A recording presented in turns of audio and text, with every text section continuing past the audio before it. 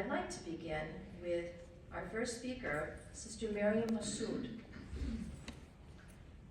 Maryam has a vision to inspire more than 10 million youth by 2030 to memorize the Quran and apply its teachings to their lives through aspects of humanity and environment. She memorized the Quran at the age of 9, mashallah, and is a social media influencer with 5 million followers, working as a youth ambassador for orphans and children. She is the president of Nourish Our Earth, Inc., an environmental organization, and she received the Congressional Recognition Award in 2022 for her social and humanitarian work.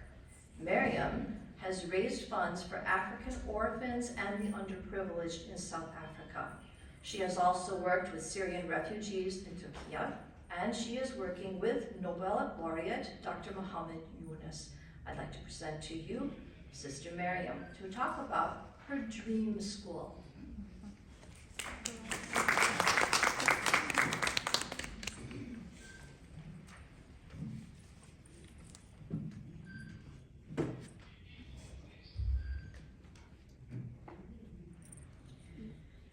بسم الله الرحمن الرحيم الحمد لله رب العالمين اللهم علمنا ما ينفعنا وانفعنا بما علمتنا وزدنا علما وعملا متقبلا السلام عليكم ورحمة الله وبركاته.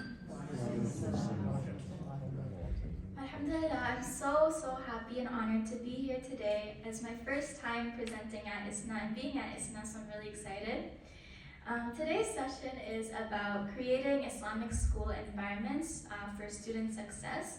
And so inshallah, I want to share my perspective as a student who has attended both an Islamic school as well as a charter school. And now, alhamdulillah, I'm going to Rutgers University Honors College as a sophomore student majoring in computer science.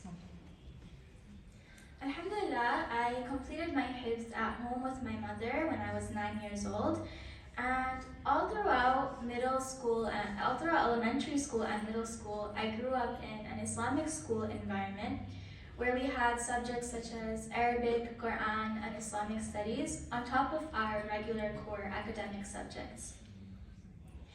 My friends were all Muslim, of course, and we inspired each other to strengthen our Islamic identity and our character. We were in an open society where practicing Islam was easy to do. Being confident in our Muslim identity was easy for us. Because especially for children in their foundational ages, when they are hearing the adhan daily, going to the masjid to pray, being surrounded by people who wear hijab, wearing hijab themselves, practicing and reviewing Qur'an on a daily basis, it becomes easy to build that character and build your Islamic identity. But even with all these good things happening in Islamic school, I found myself moving to a top-rated charter school in New Jersey when I was in 8th grade.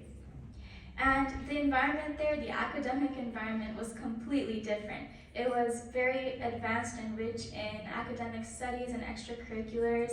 There were abundance of math and science clubs and many other clubs.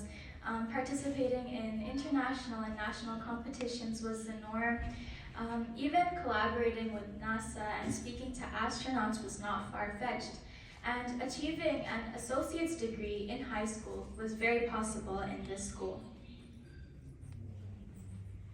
Now looking back and thinking deeply, I realized why my parents made this decision to move me from Islamic school to a charter school, and why so many other parents are doing the same with their children. So much so that the Islamic high schools have just a handful of students, whereas if you look at the earlier levels in elementary school, there is tough competition to enter your child into an Islamic school. There's long waiting lists to put your child in an Islamic school. And so perhaps this is because of the strict approach of teaching in Islamic schools. Sometimes these schools focus heavily on the memorization of facts and rules and Qur'an without really connecting it to our daily lives and why it matters. قال الله تعالى في القرآن الكريم بعد أعوذ بالله من الشيطان الرجيم بسم الله الرحمن الرحيم إنما يخشى الله من عباده العلماء. It is only those who have knowledge among his servants who truly fear Allah subhanahu wa ta'ala. The knowledge that we gain isn't just something to be memorized. It is something that should help us build our righteousness and our humility in our lives. And with such issues, finding that balance to prepare your child for both the deen and the dunya becomes difficult. Ideally, parents will look for a school that is strong and teaches the children from an early age the akhlaq and the adab, but also focuses on building their academic strength to prepare them for their futures. In my charter school, around 40 to 50% of the students were Muslim, and as well as many of the staff and teachers were also Muslim. But when I first transitioned, I felt so out of place, and I was not used to the academic pressure. I didn't like it, and honestly, I didn't want to continue there at all. But slowly, I realized that even in a non-Islamic environment, it is possible to build an Islamic environment. And I started to recognize my role as a representative of Islam in my school. I even asked my principal so that me and my friends could go and pray in the nurse's office. We even held khutbahs for Jumu'ah every Friday with other high school students in the library. I was still able to keep myself immersed in Islamic conversation amongst my close friend group. And honestly, it was a great form of da'wah. The difference of knowledge and interest in my non-Muslim friends from before and after I attended the school was definitely significant. I realized that my Muslim friends and I were actively representing and explaining Islam. Now, alhamdulillah, I have completed a year at Rutgers University, and I continue to represent my Islamic identity. And at the same time, I like to keep a diverse friend group, keep in touch with my high school friends, and also making new friends from different faiths, because it is a constant form of da'wah, and it is a way to represent the beauty of Islam through character and example.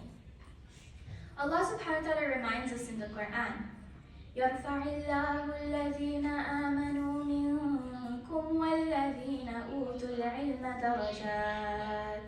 Allah subhanahu wa ta'ala will raise those among you who believe and those who have been given knowledge by degrees. And our beloved Prophet Muhammad sallallahu alayhi wa sallam said, إِنَّمَا بُعِثْتُ لِأُتَمِّمَ مَكَارِمَ الْأَخْلَاقِ. I was only sent to perfect good character.